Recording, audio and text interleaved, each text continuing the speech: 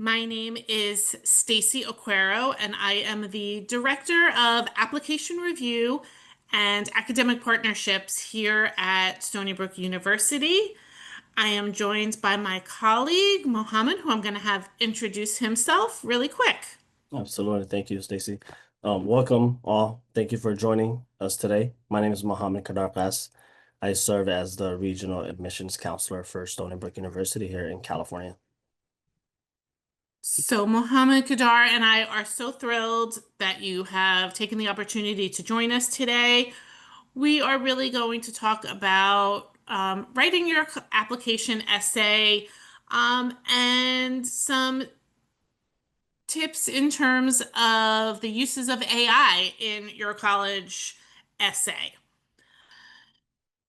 One of the things to consider when first thinking about your college application essay is the types of essays that institutions often require. And then, of course, we'll talk about what specifically Stony Brook requires as well.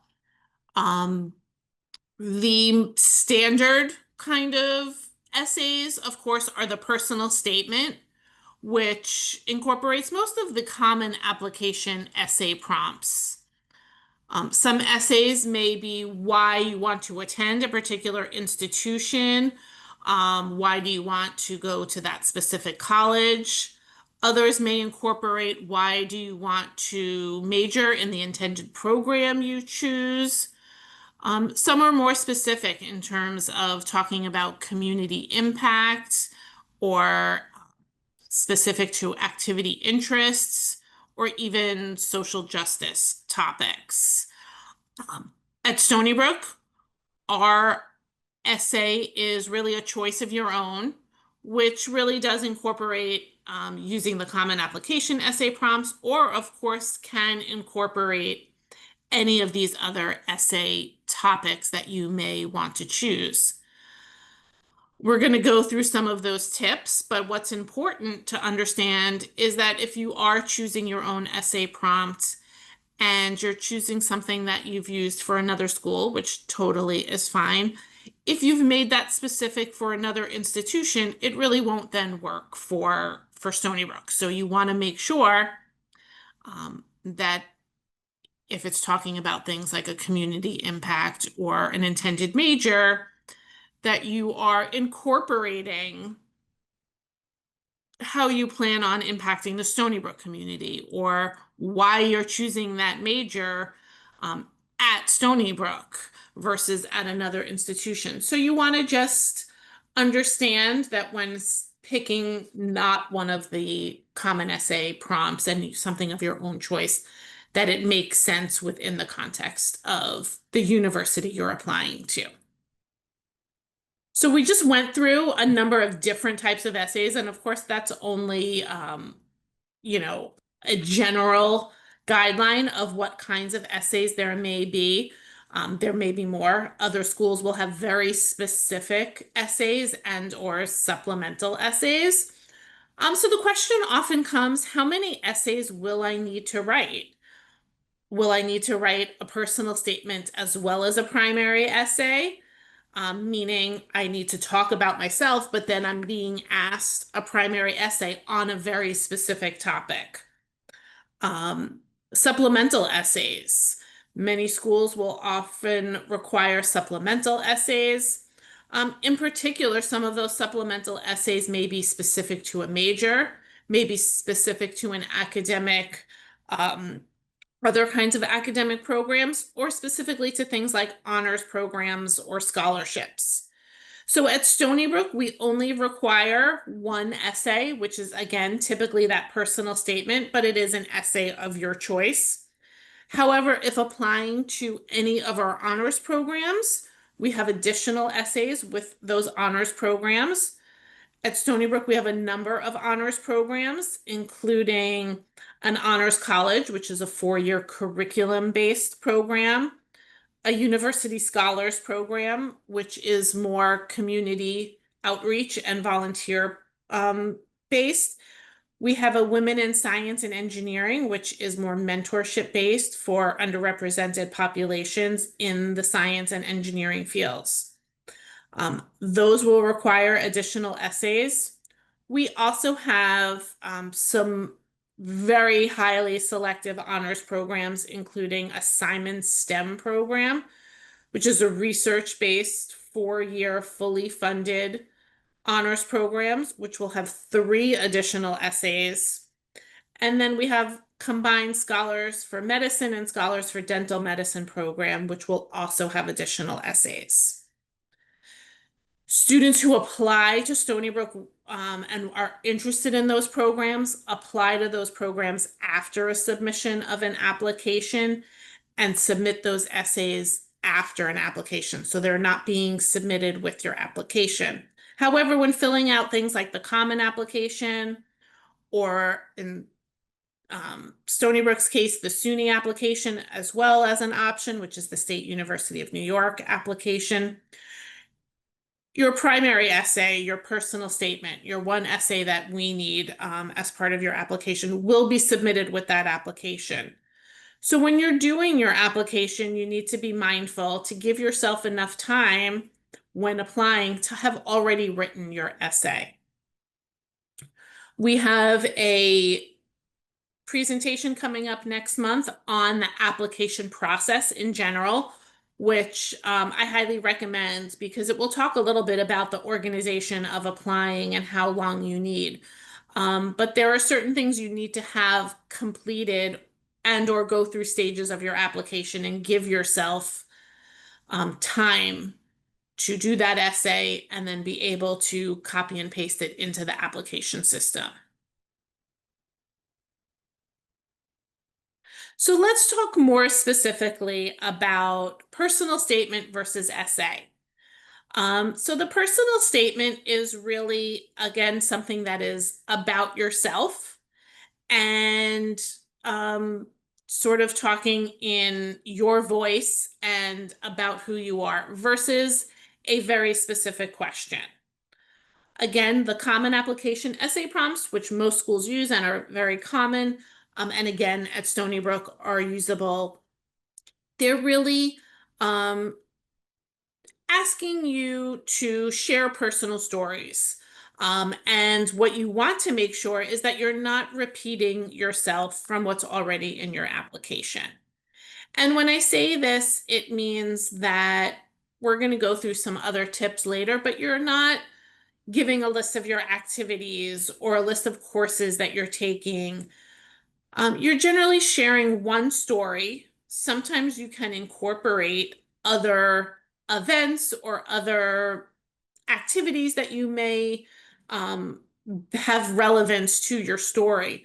But you're really talking about yourself, the growth of yourself. You're talking about yourself in a positive way. You don't want to talk about yourself in a negative way. If there's a negative situation, you're talking about how it impacted you in a positive way.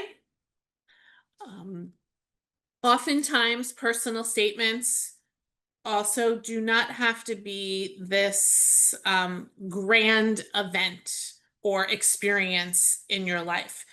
People are often during this time feeling like they're comparing themselves to other friends or stories of family or people someone knew about an essay they wrote, and they feel they have these very grand experiences to then write about.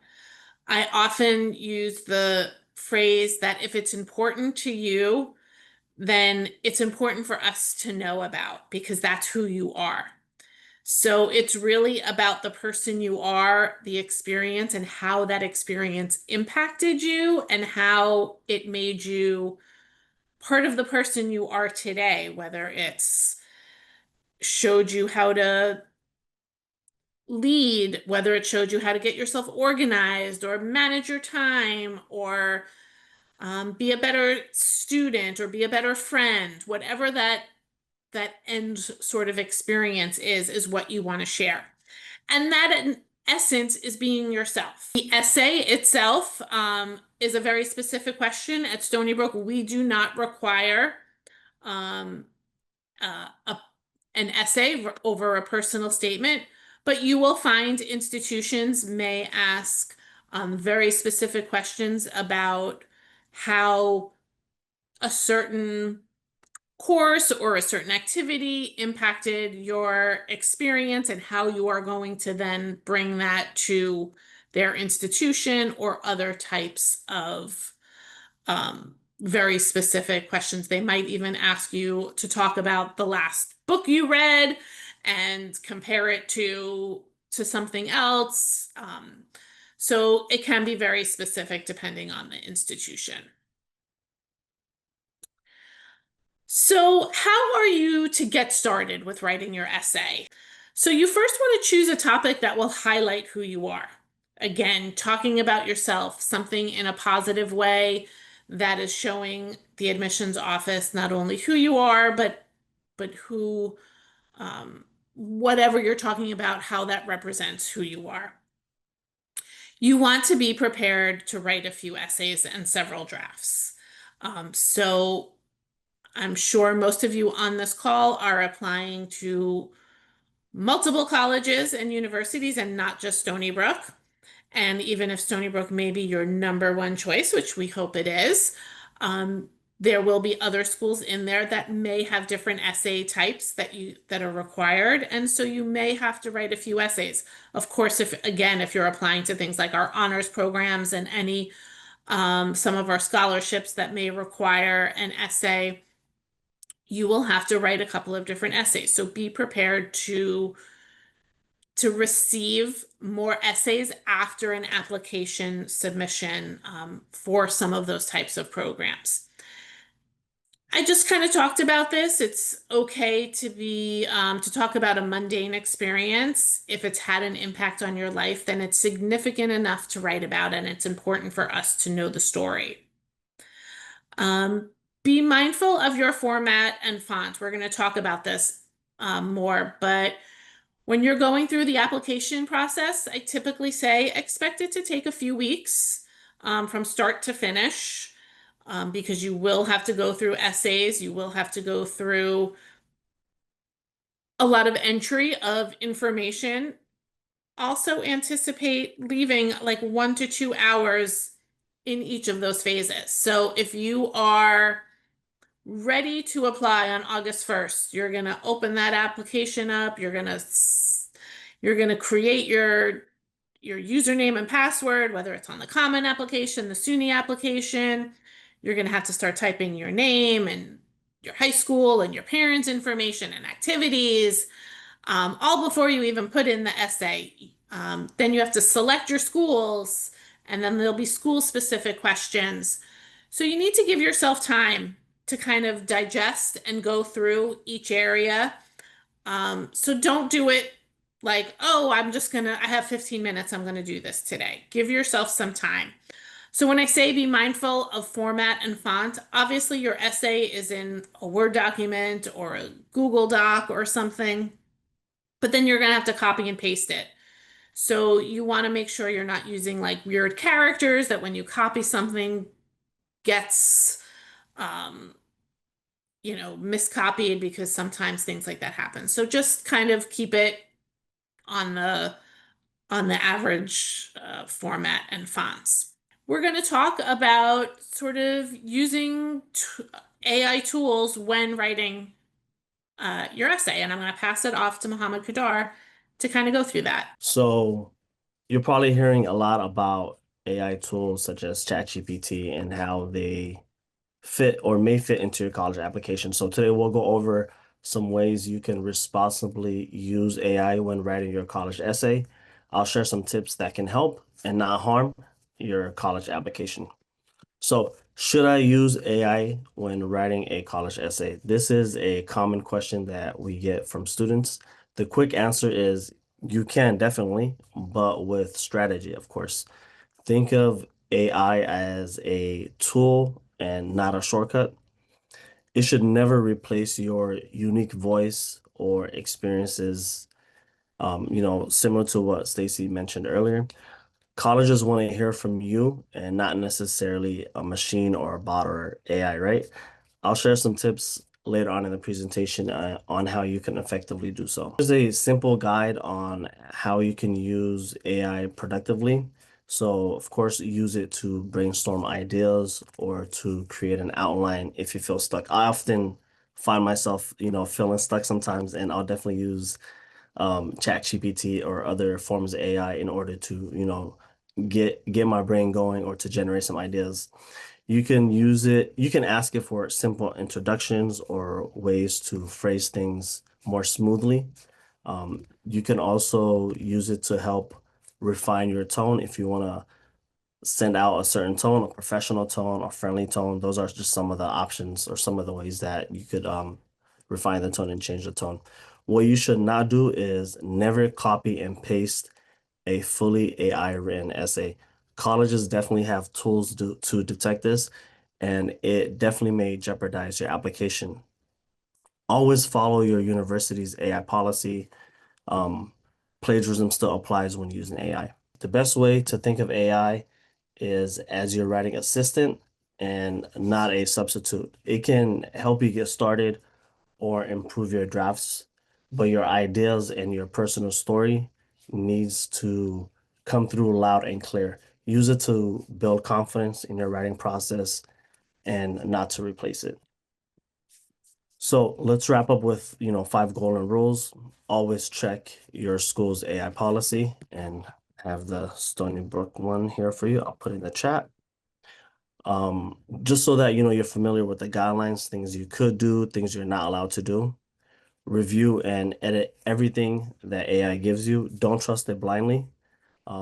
There's been many times where AI will cite a source and that source is probably not like even a real source, right? And instructors are privy to these things and they'll actually go and make sure that your sources are correct sources, right? Um, Use AI like a tutor, somebody who helps you learn and not a ghostwriter who does the work for you. Make sure you're learning from the process.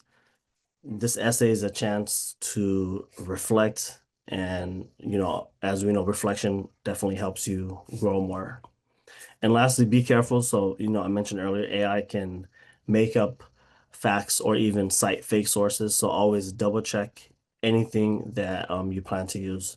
And hopefully by following these tips, you can stay within the ethical boundaries of the university's policy while making the most of the tools that are available.